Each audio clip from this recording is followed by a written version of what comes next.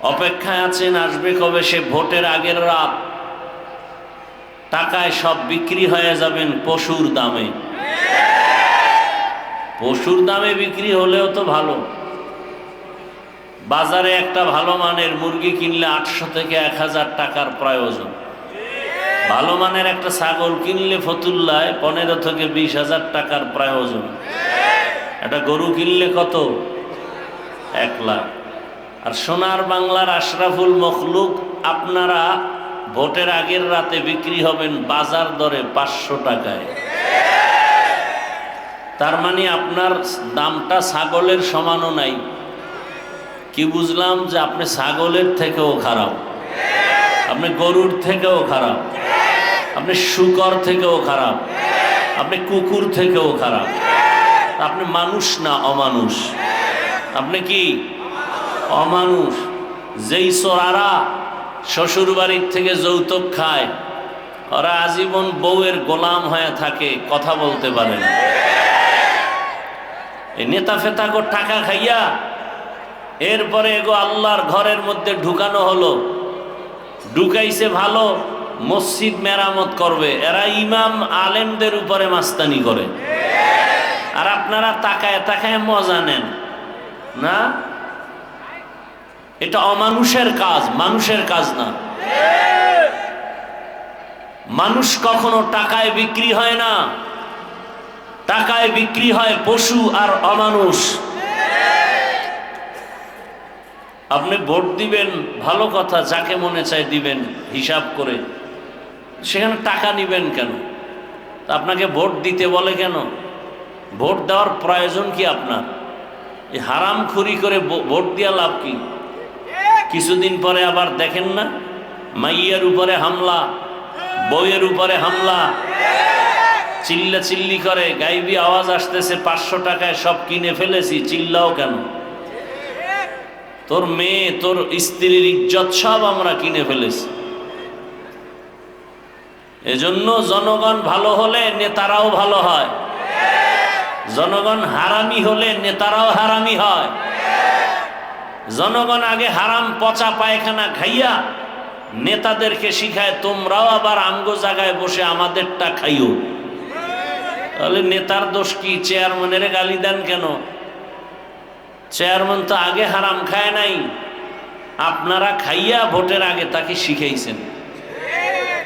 টাকার বিনিময়ে 1 নম্বরে যদি কেউ টাকা খেতে চান, আমার বয়ানে যে হেদায়েত তা তো না।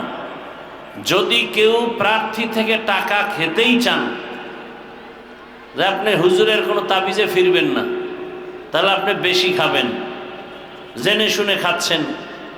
নাম্বার 2, ওয়াদা করবেন যেই চোরারা টাকা দিবে ওদেরকে ভোট দিবেন না। পারবেন? পারবেন? ওরা 2 নম্বর, 1 নম্বর নয়।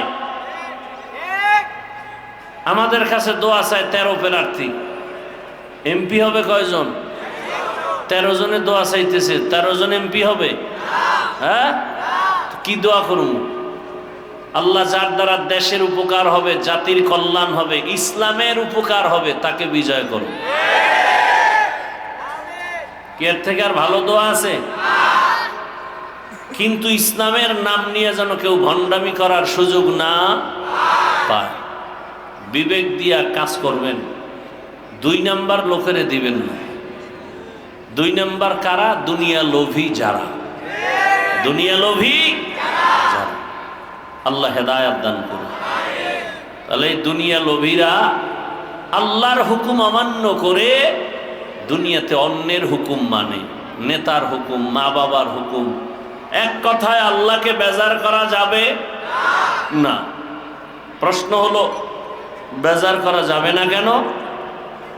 বলে দুনিয়াতে আল্লাহকে বেজার করে কাকে খুশি করবা? যাকে করবা সে স্বার্থপর, চান্দাবাজ আর ধান্দাবাজ। একমাত্র নিঃস্বার্থ আমাদেরকে ভালোবাসেন আমার আল্লাহ। আমার আল্লাহ আমাদেরকে যা দিয়েছেন দুনিয়াতে কেউ দেয় নাই। দুনিয়া দেয় দেয় দেয় বলেও দেয় না, আর যতটুকু দেয় তা খোঁটা দিয়া ধ্বংস করে দেয়। আর আমার আল্লাহ দেওয়ার দরজা অল টাইম খুলে রাখছেন। অল টাইম রাতের গভীরে তুমি আল্লাহকে ডাকবা। আল্লাহ বলেন লাব্বাইকা ইয়া আবদি, এক সেকেন্ডের জন্য দরওয়াজা বন্ধ নাই। সমুদ্রের মাঝে গিয়া যদি ডাক দাও ইয়া রব, আমার আল্লাহ সেখানেও জবাব দিবেন লাব্বাইকা ইয়া আবদি। আমার আল্লাহকে মহিলারাও ডাকলে জবাব দিবেন, পুরুষেরাও ডাকবে জবাব।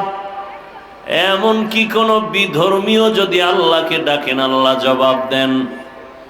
এক আল্লাহর বান্দা মূর্তি পূজা করে, এটা মূর্তি সামনে নিয়ে সনম সনম সনম বলে জিকির করে, হঠাৎ তার অজান্তে জবান থেকে সনম শব্দ বের হওয়ার পরিবর্তে বের হয়ে গেল সমাদ, আল্লাহুস সামাদ। এত বছর যে সনম সনম বলে ডাকছে কোনো আওয়াজ নাই, আজ সমাদ শব্দ যখন বের হয়ে গেল সাথে সাথে গাইবি আওয়াজ লাব্বাইকা ইয়া আবদি। আল্লাহর বান্দা বলেন এত বছর আমি সনম সনম বলে ডাকলাম কোনো জবাব নাই, আজ আমার জবান থেকে সমাদ শব্দ বের হলো, জবাব আসলো কে আপনি। আবার জবাব আসলো আনা রব্বুক, আমি তোমার রব। আমি অপেক্ষায় ছিলাম কখন তুমি আমাকে রব বলে ডাকবা, আল্লাহ বলে ডাকবা, আমার দরজায় ফিরে আসবা। কারণ তোমাকে কথা বলার শক্তি তোমার মা বাবা কেউ দেয় নাই, আমি আল্লাহ তোমাকে কথা বলার শক্তি দিলাম। দুনিয়াতে আমি আল্লাহ তোমাকে যখন পাঠিয়েছি তুমি দাঁড়াইতেও পারো না, কথা বলতেও পারো না। তুমি দুনিয়াতে আসার পরে তোমার একটাই পুঁজি কান্নার আওয়াজ, আর তোমার কান্নার আওয়াজ দিয়া কখন কি তোমার প্রয়োজন, এই প্রয়োজনটা তোমার বাবাও বুঝে না, একমাত্র তোমার মা বুঝে বুঝে সব আয়োজন করেছে। তুমি কান্না করেছো, বুঝাইতে চেয়েছো তোমার বড় ক্ষুধা লাগছে, মা তোমার কান্নার ভাষা বুঝে খানার আয়োজন করেছেন। তুমি কান্না করেছো, মা সারা বাবা পর্যন্ত বুঝে নাই। বাবায় বলে বাচ্চা কাঁদে কেন, খানা দেও। মা বলে 5 মিনিট আগে খানা দিয়েছি, আবার কেন খানা দিব। বাবায় বলে তো কান্না করে কেন, মা বলে এই কান্নাটা তার ঘুমের আগের কান্না, খানার কান্না না। ঘুম যাবে বিদায় বাচ্চা এখন কান্না করে। আল্লাহ বলেন আমি আল্লাহ তোরে দুনিয়াতে পাঠানোর পর একটা মা বাবাও কোনোদিন আমাকে বলে নাই কথা বলার শক্তি দাও। কোনোদিন তোর মা বাবা বলে নাই আমার সন্তানের দাঁত নাই দাঁত দাও, হাঁটতে পারে না হাঁটার শক্তি দাও। যখন যেটার প্রয়োজন আমি আল্লাহ চাওয়ার আগে সব ব্যবস্থা করে দিয়েছি। আমি আল্লাহ পাক সব কিছুর আয়োজন করেছি। তোরে হাঁটার শক্তি দিলাম, কথা বলার শক্তি দিলাম, দেখার শক্তি দিলাম। এখন তুই কচি কণ্ঠে আব্বু বলে ডাক দাও, বাবার কলিজা ঠান্ডা হয়। কচি কণ্ঠে তুই আম্মুকে আম্মু বলে ডাক দাও, মায়ের কলিজা ঠান্ডা হয়। আমি আল্লাহ বাধা দেই নাই। তুই মাকে মা বলে ডাকবি, বাধা নাই। বাবাকে বাবা বলে ডাকবি, বাধা নাই। কিন্তু তোর মা বাবা সামান্যতম তোমার খানা দানা বস্ত্র বাসস্থানের ব্যবস্থা করেছে, আর আমি আল্লাহ যে তোরে জিব্বা নামের মেশিন দিয়ে কথা বলার শক্তি দিলাম। আমি আল্লাহ অপেক্ষায় থাকি। মাকে ডাকো, বাবাকে ডাকো, মাঝে মাঝে আমি আল্লাহকে একবার আল্লাহ বলে ডাক দিবা। যদি একবার আল্লাহ বলে ডাক দেও, আমি আল্লাহ তোমার দিলের হালাত জানি, চাওয়ার আগেই সব ব্যবস্থা করে ফেলবো। আতিনা ফি দারে দুনিয়া না হাসান آتنا في دار عقبانا حسن يا غياث المستغيثين اهدنا لافتخارا بالعلوم والغنى ہر گوری دینے کو تو تیار ہے جو نہ مانگے اس سے تو بیزار ہے আল্লাহ তাআলা বলেন আমাকে বেজার কেন করবি দুনিয়াতে যে তোকে কিছু দেয় সব স্বার্থপর তাকায়া দেখ স্বার্থে আঘাত লাগার কারণে মা সন্তানকে মেরে ফেলেছে আবার সন্তান মায়ের গায়ে হাত তুলে স্বার্থের কারণে আর আমি আল্লাহ কেমন দয়ার মালিক আমি আল্লাহ পাক এত মায়ার দরজা দিয়ে আমি তোকে আদর করি আমি যদি সামান্যতম স্বার্থপর হইতাম আমার দেওয়া পানি আমার দেয়া সূর্যের আলো চাঁদের আলো আমার দেয়া জমিনের ফসল গাছের ফল নদীর মাছ খাও আবার আমার দেওয়া নেয়ামত ভোগ করিয়া আমার হুকুম মতো নামাজে যাও না ফজরে তোরে ডাক দিলাম আয় মসজিদে গিয়া হাজিরা দাও মসজিদের হাজিরায় তোমাকে পাওয়া যায় নাই আমি আল্লাহ বেজার না আবার তোমাকে জোহরের হাজিরায় ডাক দেওয়া হলো মুয়াজ্জিনের দ্বারা জোহরের হাজিরায় যাও নাই আমি আল্লাহ তোমাকে আবার আসরে ডাক দেওয়ার ব্যবস্থা করলাম আমি রাগ করি নাই যদি আসরও আসতে পারো ফজর জোহরের সব গুনাহ মাফ করে দিব বান্দা আসরও আসো নাই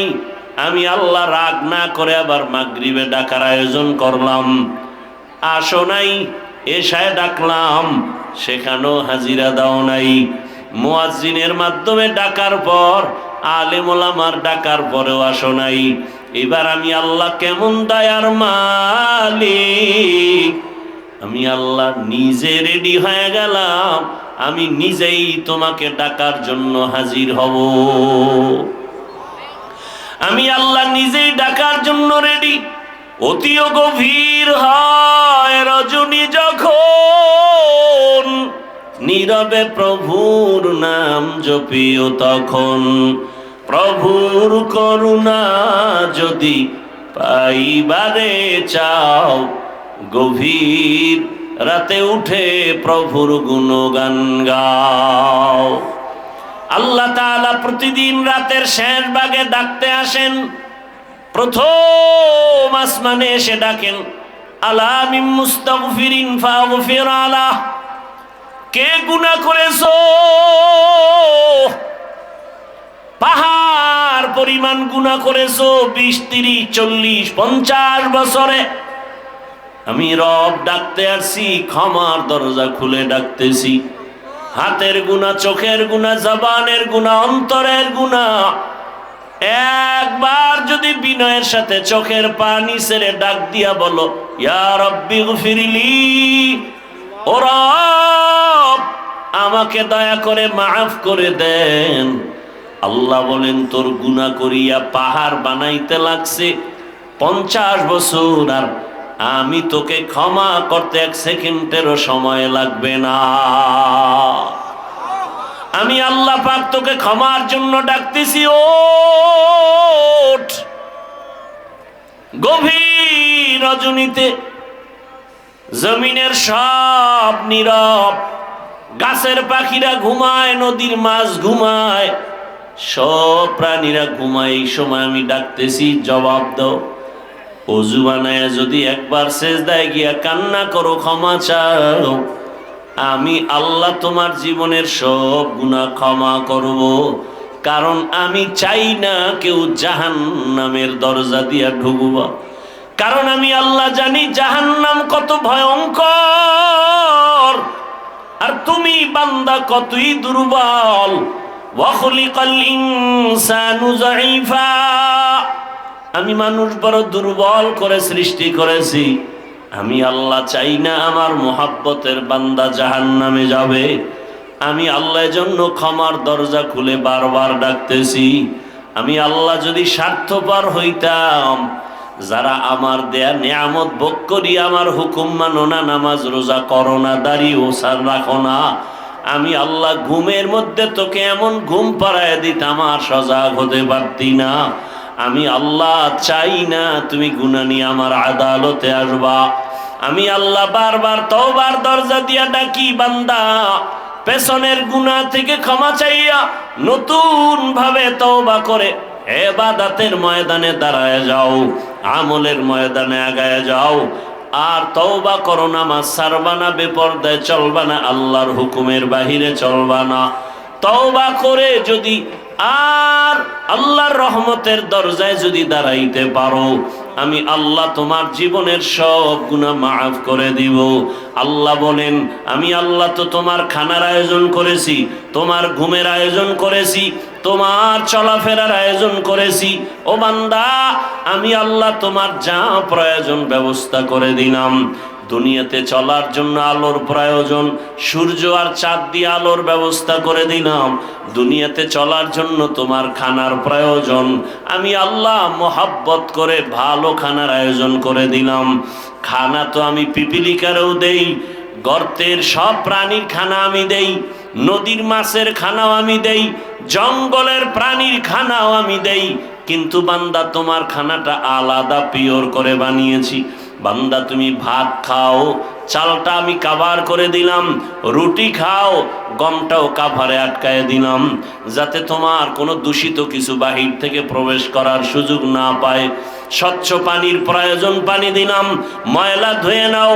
তোমার চাল আর রুটি রেডি, এখন খাওয়ার জন্য তোমার প্রয়োজন সবজি তরকারি, আমি আল্লাহ কুদরতের দ্বারা তরকারির আয়োজন করে দিলাম। তরকারিও রেডি, পাকানোর জন্য মশলা দরকার, আমি আল্লাহ কুদরতের দ্বারা তোমার মশলারও ব্যবস্থা করলাম। পেঁয়াজ রসুন সব নিয়ামত আল্লাহ দান করেছেন, কোনো দুনিয়াওয়ালারা দান করে নাই।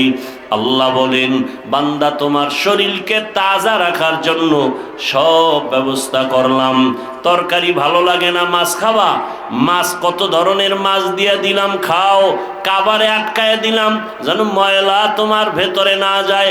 গোশত খাইবা, হাজারো ধরনের হালাল পন্থায় গোশতের আয়োজন করলাম। এত কিছু দিয়া আমি আল্লাহ তোমার থেকে কোনো টাকা চাই না, পয়সা চাই না। আমি চাই তুমি ব্যবসা করো, তুমি চাকরি করো, লেখাপড়া করো, সবগুলোকে তুমি ইবাদত বানায় করো। নবীর তরিকায় যদি করতে পারো, তোমার ব্যবসাটাও ইবাদত হবে। নবীর আদর্শ মেনে যদি ঘুমাইতে পারো, ঘুমটাও ইবাদত হবে। নবীজির আদর্শ মেনে যদি খানা খাও, ইবাদতে পরিণত হয়ে যাবে। নবীজির আদর্শ মেনে তুমি চাকরি করো, ইবাদত হয়ে যাবে। আর আমি আল্লাহ ইবাদত করনেওয়ালাকে বিনা হিসাবে জান্নাত দিয়ে দিব। ইবাদত অনেকে মনে করে তসবিহ নাও, পাগড়ি লাগাও, মসজিদে গিয়া জিকির আজকার করো, তেলাওয়াত করো, নামাজ পড়ো, ইবাদত শেষ না। দুনিয়াতে তুমি যখন যা করবা সবগুলো রসুলের আদর্শ মতো করো, সব ইবাদত। আল্লাহ পাক সে নিয়ম পদ্ধতি কোরআনে রসুলের মাধ্যমে হাদিসে দিয়েছেন। পরিবার কেমনে চালাইবা, নবীজি নিজে প্র্যাকটিক্যাল দেখায় গেছেন, থিওরিক্যাল পদ্ধতিও কোরআন হাদিসে দিয়েছেন। পরিবার, সমাজ, রাষ্ট্র, সব বিষয় ইসলামের দিক নির্দেশনা আছে না নাই? আছে। মাইনা নবীর আদর্শ মতো চললেই সব কিছু তার ইবাদতে পরিণত হয়ে যাবে। আল্লাহ আমাদের বুঝার, আমল করার তৌফিক দান করেন। আরো আস্তে করে বলি।